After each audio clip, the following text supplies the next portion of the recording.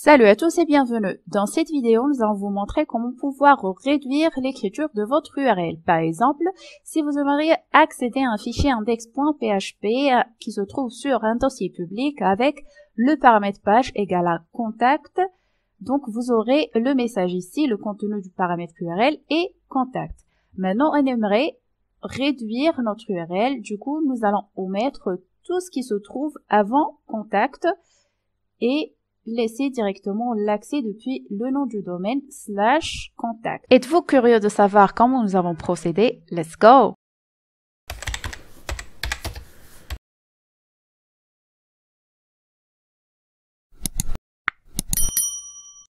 Tout d'abord, nous allons ouvrir notre éditeur qui est Visual Studio Code et puis nous allons ouvrir le dossier sur lequel on aimerait créer notre application.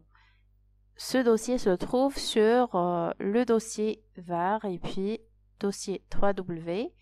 Ensuite, le dossier HTML et puis on trouvera notre dossier.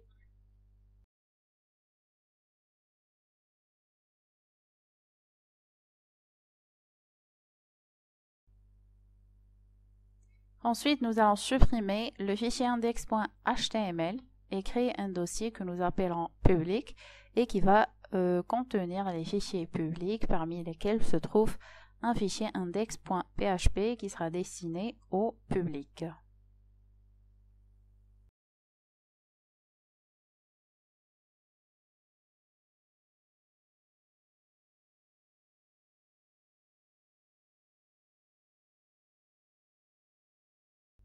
Sur ce fichier, pour tester, nous allons mettre un écho Hello World et puis aller sur le navigateur et taper notre nom du domaine.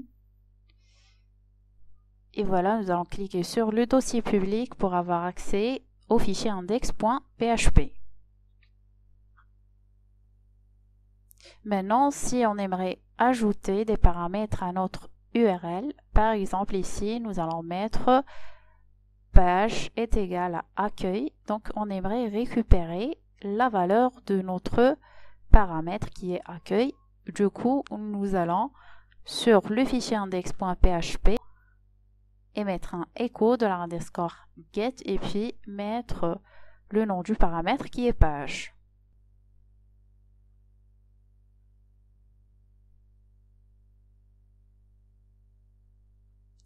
Alors maintenant, si on actualise, nous aurons la valeur de notre paramètre qui est accueil.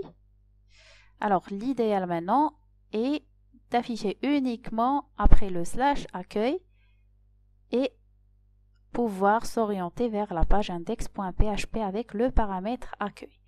Pour ce faire, nous aurons besoin d'un fichier qui est un peu spécial qu'on appelle .htaccess. Il s'agit d'un fichier de configuration du serveur Apache qu'on place sur le répertoire de notre application au lieu de modifier sur le répertoire du serveur Apache.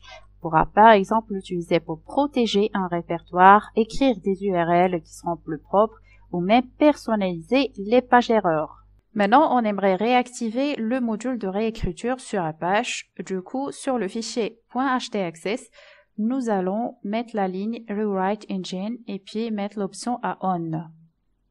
Ensuite, nous allons faire des modifications sur notre fichier de configuration de Apache grâce à la commande nano etc apache2 et puis mettre le nom de notre fichier apache2.conf.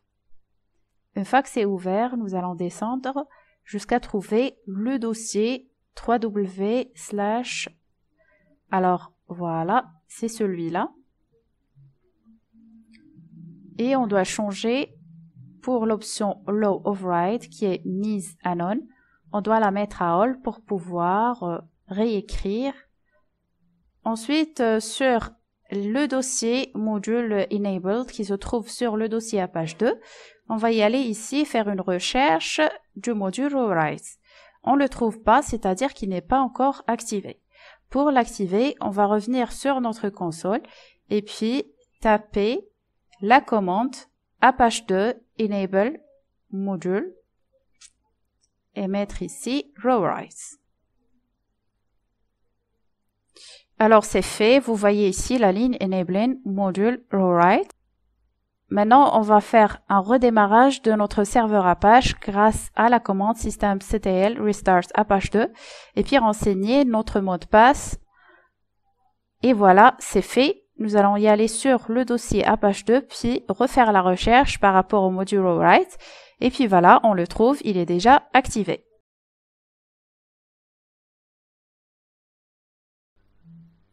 On passera maintenant à définir notre condition et ceci, ce sera grâce à rewrite condition. Vous voyez que le R il est en majuscule et C en majuscule aussi. Donc maintenant, nous allons écrire notre variable du serveur qui est sous forme de chaîne. C'est pour cette raison que nous avons mis un pourcentage et accolade et puis le nom de notre variable qui est request underscore filename et qui permet d'avoir le chemin complet local au système du fichier qui correspond à la requête. Donc, lorsqu'on dit requête, c'est tout ce qui se trouve derrière le nom du domaine sur notre URL. Et puis, maintenant, nous avons mis le drapeau notes-f pour dire que si le fichier ayant ce chemin n'existe pas, dans ce cas, on va mettre une règle, et ceci grâce à rewrite rule, qui permet d'indiquer la redirection à effectuer vers une nouvelle page. Notre page ici, ça va être la page index.php qui se trouve sur le dossier public et qui a comme paramètre page qui est égal à $1. Donc nous avons mis $1 ici afin de pouvoir définir sa structure, et ceci grâce aux expressions régulières que nous allons là maintenant les taper ici. Donc, nous n'avons pas eu malheureusement l'occasion de voir les expressions régulières regex sur notre chaîne. Ça va être programmé pour plus tard. Donc, l'accent circonflexe marque le début de la chaîne, le $ la fin de la chaîne, et puis le point marque tous les caractères sauf retour chariot. Et puis le étoile, c'est le nombre de fois que l'on autorise les caractères. Donc, ça va être 0, 1 ou plus. Donc, ce qui va être tapé sur l'URL, c'est la requête, et puis ça va être vérifié par la condition si ça ne correspond pas à un fichier. Alors du coup, la règle va être appliquée, l'utilisateur sera redirigé vers la page index.php et tout ce qui va être tapé, ça devrait respecter la structure regex et puis ça va être considéré comme la valeur à un autre paramètre page qui va être affiché du coup sur la page index.php.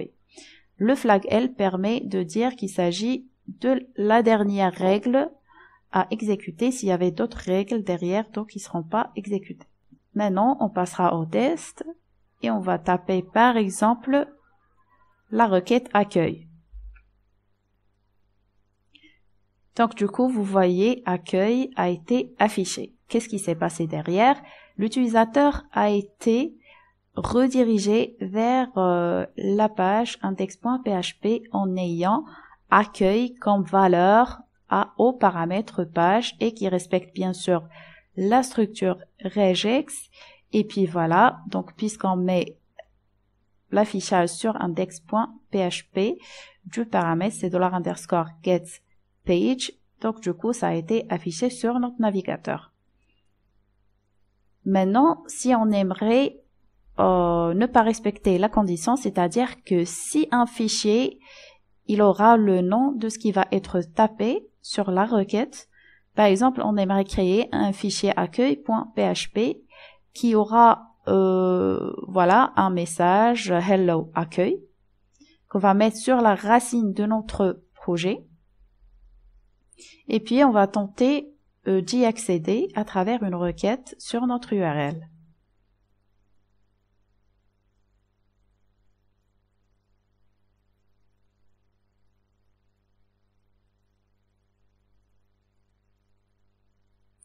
Maintenant, nous allons taper accueil.php et du coup, donc vous voyez le contenu de la page accueil.php qui a été affiché et non pas la redirection que nous avons mis sur ht access, normalement qui devrait nous rediriger vers index.php et qu'on prend la valeur comme celle du paramètre. Donc puisque la condition n'a pas été respectée du coup, donc la règle n'a pas été exécutée sur le point ht access.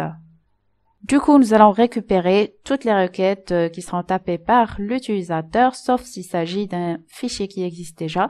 Du coup, l'utilisateur sera redirigé vers son contenu. Nous avons caché en l'occurrence même l'extension de notre page qui ne sera pas visible aux utilisateurs. Pour m'encourager davantage à créer du contenu, n'oubliez pas de vous abonner à la chaîne, d'activer la cloche et de partager le contenu avec vos amis. Je vous dis à très bientôt.